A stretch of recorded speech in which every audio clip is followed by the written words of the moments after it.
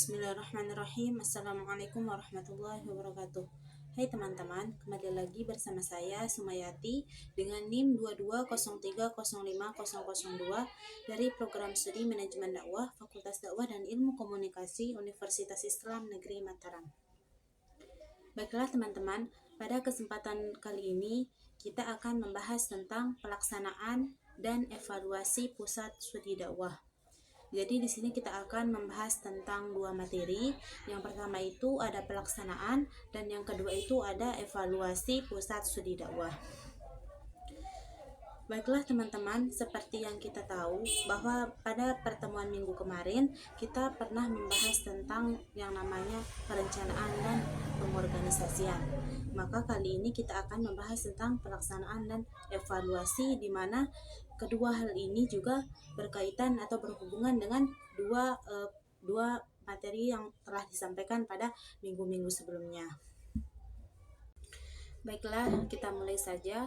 Pelaksanaan merupakan fungsi ketiga dari ilmu manajemen, yang mana yang pertama itu ada perencanaan, yang kedua itu ada pengorganisasian, dan yang ketiga itu ada pelaksanaan. Pelaksanaan ini dalam ilmu manajemen juga dikenal dengan sebutan actuating. Pada tahap pelaksanaan inilah dilakukan seluruh perencanaan atau pengorganisasian yang telah dilakukan sebelumnya. Jadi bisa dibilang pada tahap pelaksanaan ini adalah tahap aksi atau aplikator dari perencanaan atau pengorganisasian program-program yang telah disusun sebelumnya.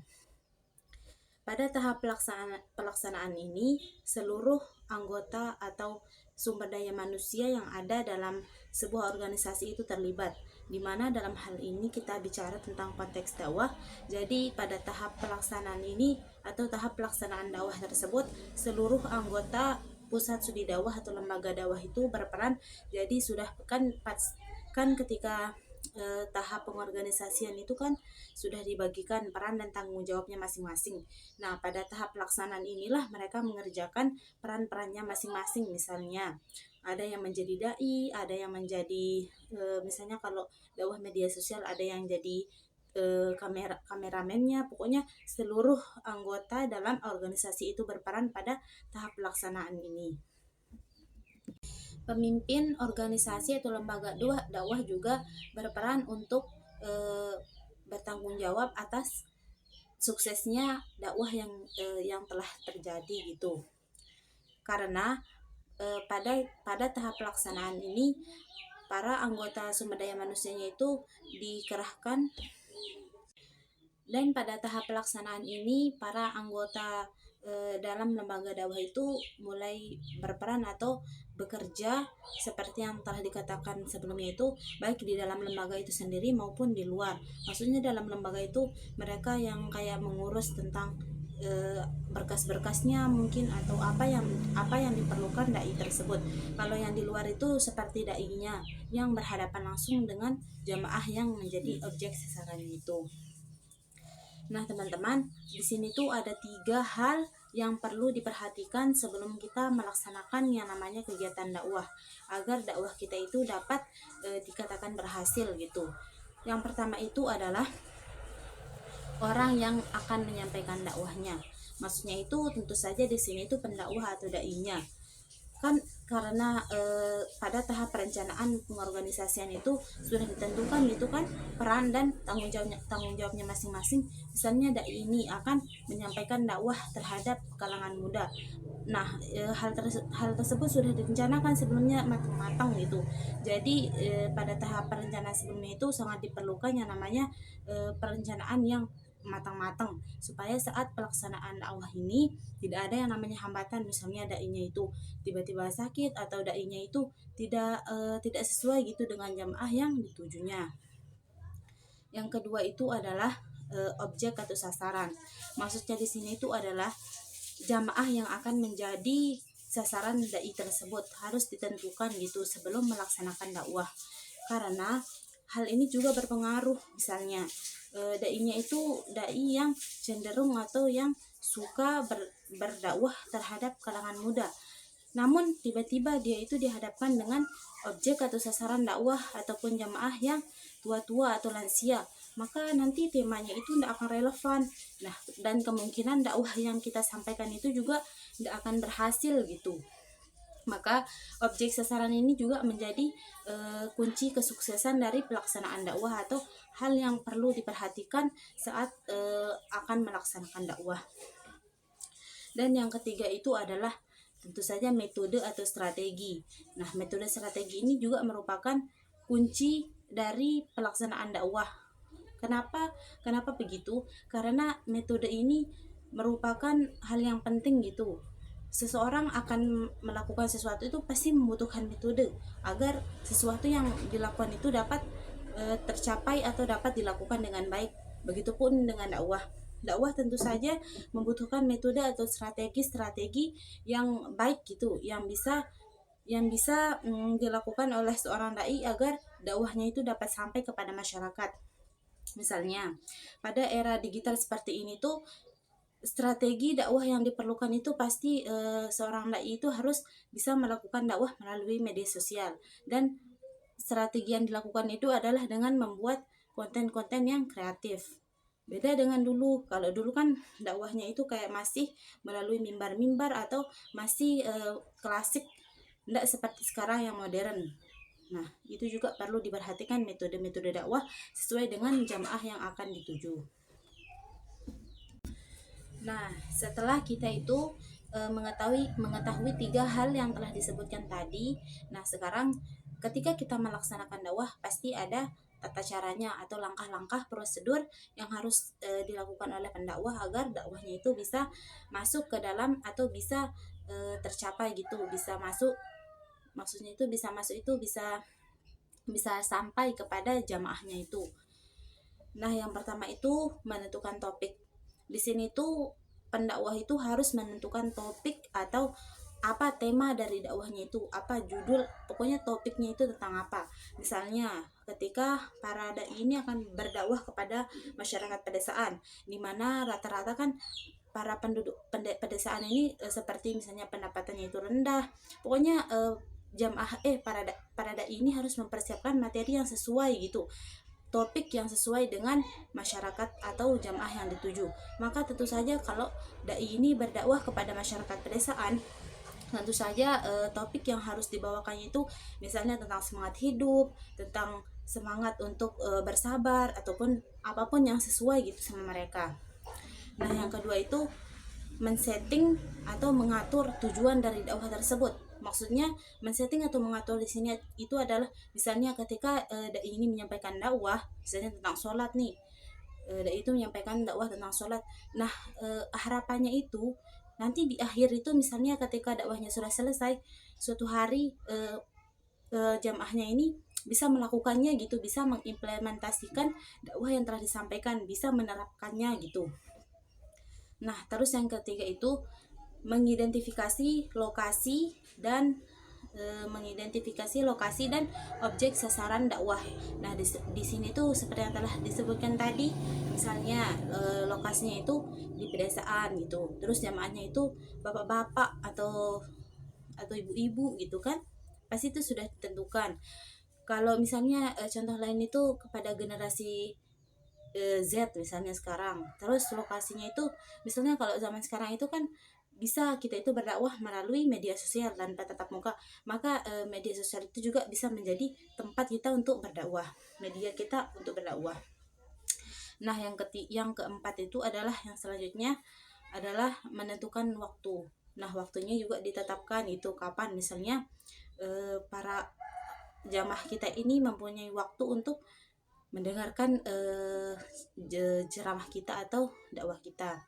Dan yang terakhir itu adalah menyampaikan materi yang relevan dan sesuai dengan kebutuhan mereka. Di sini itu materi yang relevan itu sangat dibutuhkan agar dakwah kita itu sampai kepada mereka, agar ketika kita misalnya menyampaikan dakwah kepada mereka itu mereka tidak ngantuk, mereka tidak bosan gitu dengar dakwah kita. Maka materi ini juga merupakan bagian yang terpenting.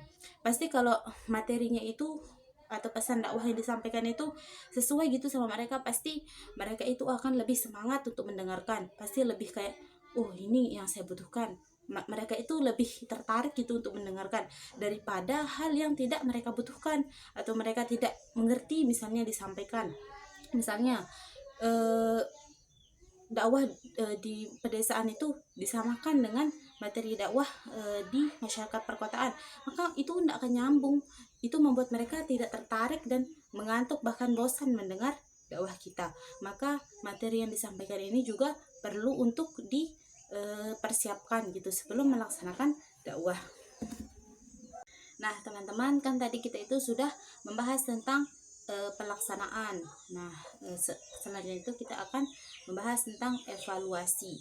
Evaluasi di sini itu juga termasuk dalam ilmu manajemen, di mana evaluasi ini termasuk dalam fungsi manajemen yang keempat, yakni evaluasi atau disebut dengan controlling.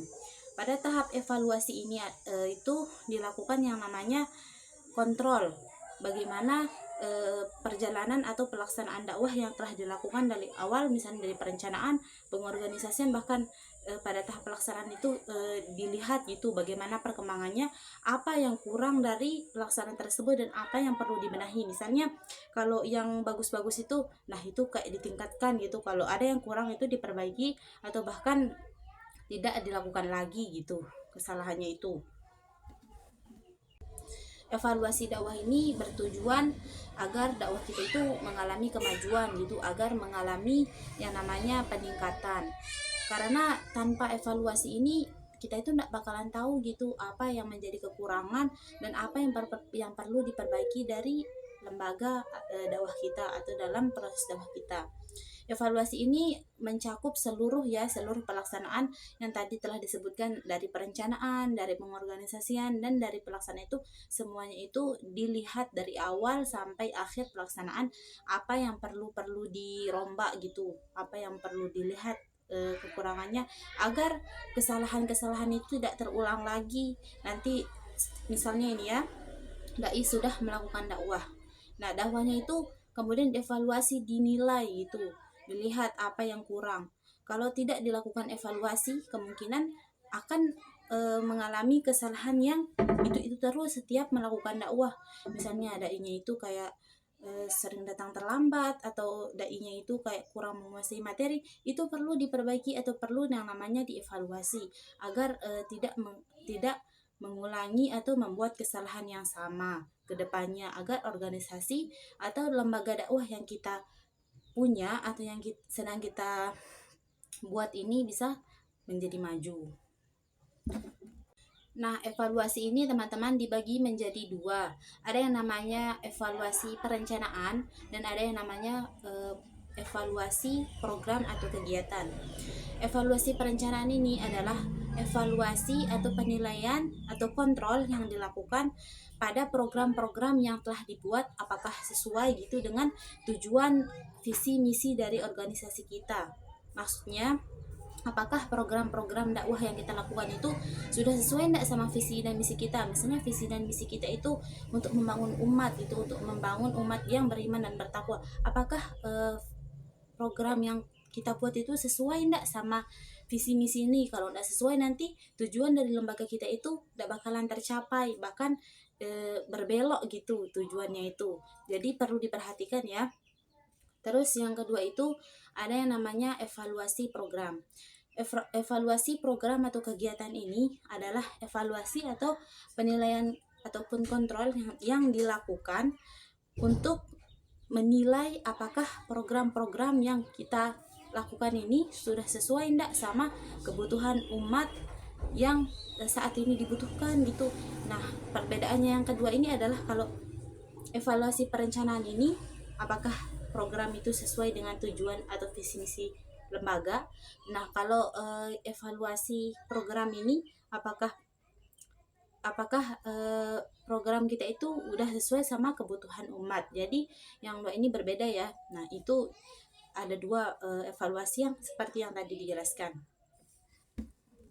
Nah, yang selanjutnya itu adalah tujuan dari dilakukannya evaluasi.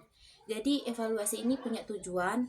Yang pertama itu adalah untuk mengetahui pendakwah atau dai yang potensial dalam berdakwah.